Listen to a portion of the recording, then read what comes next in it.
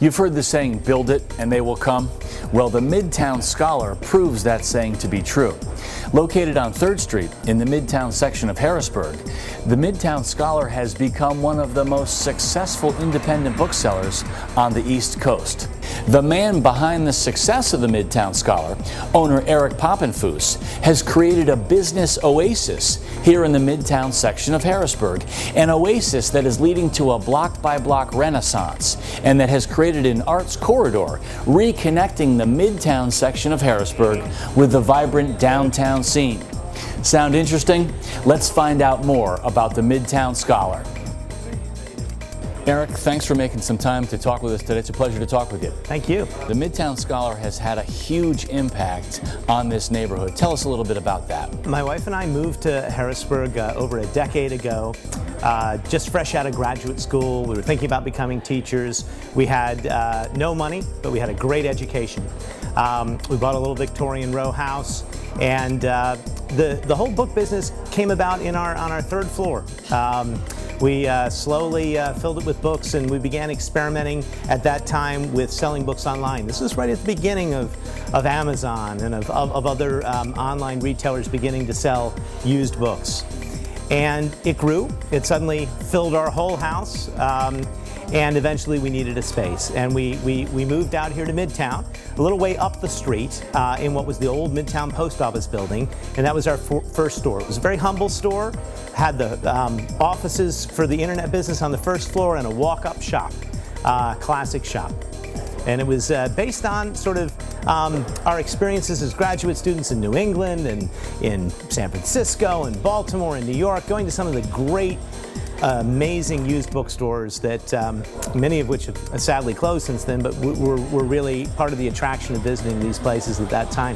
So we took little bits from our favorite stores, and we started small and humbly, and eventually we were able to expand here into this terrific new space. We've been here now for almost 2 years. Eric, tell me about the secret to success here at the Midtown Scholar. There's much talk about how bookstores in general are having a hard time. The e-readers are coming along. We try and sell the types of books that you don't find at Barnes & Noble and Borders. If you look around you on this entire floor is made up of books on artists and about artists and architects and photographers. Large format, really interesting scholarly books published from all over the world. Things that wouldn't make the shelf space at Barnes & Noble or Borders, but books that you really want to hold in your hand and see in person. We've got a lot of older and antiquarian and interesting books that we have as well. And these are the types of books that are in no danger of being replaced by e-readers, and they're books that you can't readily find. But the key to a bookstore, to me, in this day and age, is to create a community space. A space where people want to come and talk and interact and hang out and discuss books as much as to simply, go into a mall and sort of buy something and leave.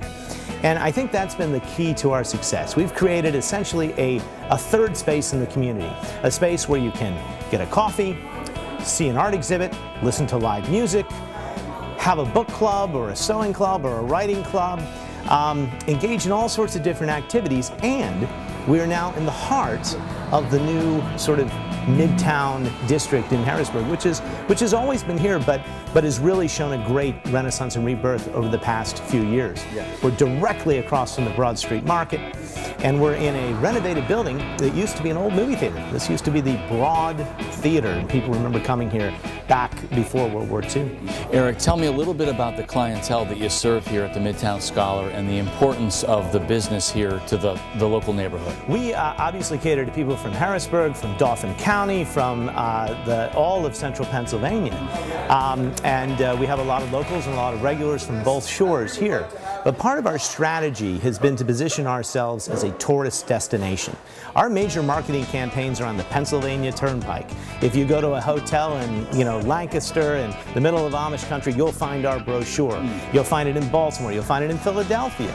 And we believe in this age of fewer and fewer independent, interesting bookstores, the book lovers out there are willing to travel further and further. So it wouldn't be surprising on a day to find somebody here from Michigan or from, visiting friends from South Carolina.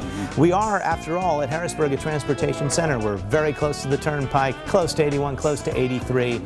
And this has really helped because It's the book enthusiasts who come, who buy books by the foot, by the stack, by the, the box load. We're happy to have you come in and buy a single book or just have a cup of coffee or buy no books at all. But we are also one of the premier bookstores in the United States, period.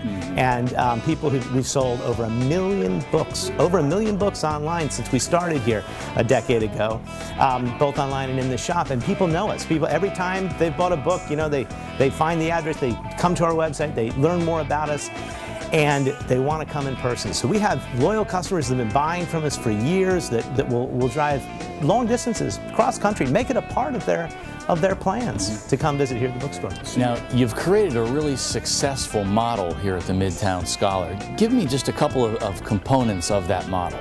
Right. We're trying to revitalize an entire neighborhood, an entire district. It wasn't enough for us just to come in and take a single building, renovate it, and think that would be enough. Instead, what we did is we purchased the entire corner of this block, 3 different properties, and a parking lot. We renovated what used to be a store that sold cigarettes and cell phones. We turned it into an organic grocery. And then in an old thrift shop that was on its last legs, we brought in a new hip urban gallery next door. And then we took this, which was a building in which the roof had literally collapsed, and the drop ceiling was, leaking water everywhere. We ripped it out, we put in the skylights that you see, we created a beautiful space. We painted all 3 of the properties, repaved the parking lot, did wonderful things to the streetscape and the signage, and now you have the full experience. You can feel safe, you can feel comfortable walking from your car, walking from the Broad Street Market, coming in to visit. And that's part of the success is changing the way people look at urban spaces and feel and interact. We're pedestrian friendly, we're easily accessible, we're readily located, and we're in a great part of the city which is very mixed use. So we've got a lot of Midtown residents and others that walk, but we're also on the main bus line. And Midtown is perhaps the most diverse neighborhood in all of Harrisburg. So people come here from all walks of the city, from all walks of the county and the region, and they're all looking at different things, but they're able to do it in one place. Tell me about your recipe for success here at the Midtown Scholar and how that might impact other business owners. Key components of recipe success is programming, making sure that you do relevant programming. We do everything from politics to music to forums on the civic debt or the school district to urban issues to plays and theater and an improv group, which is going on right now on the stage behind us. We bring people in for all sorts of different reasons, and then we also encourage neighborhood groups and book clubs and all sorts of people to use this as their space at no charge. And that's been the key to getting people in regularly. And once they're in, the Wi-Fi, the good coffee, the nice place to work really keeps them here. Now, how would you advise someone who's thinking about opening a business here in the Midtown area? I would always advise a young business entrepreneur to try and own their property rather than rent. We have a lot of problems in Harrisburg where you have a lot of absentee landlords and rents are unreasonable, and if you're just renting, maybe you wouldn't do the full transformation on a building that you get when you have somebody who actually owns it and lives in town and is invested in the community. So I say live where you work, own your building, hire well, and create an attraction which is a place where people want to come and mix and mingle. Eric, you've created a winning formula for success here at the Midtown Scholar. You've had a huge and positive impact on the neighborhood. Tell me about your plans for the future. Do you have plans to sort of take this recipe for success to the next level?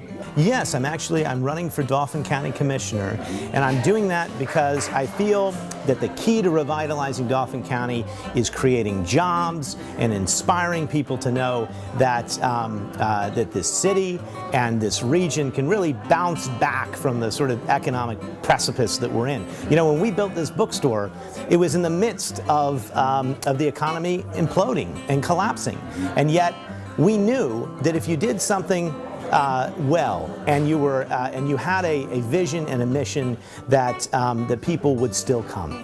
And I think we can take that sort of positive attitude, an attitude which also understands how to create jobs and to do things with a budget and to treat employees well and to basically show Dauphin County as a wonderful place to have your business and a wonderful place to live.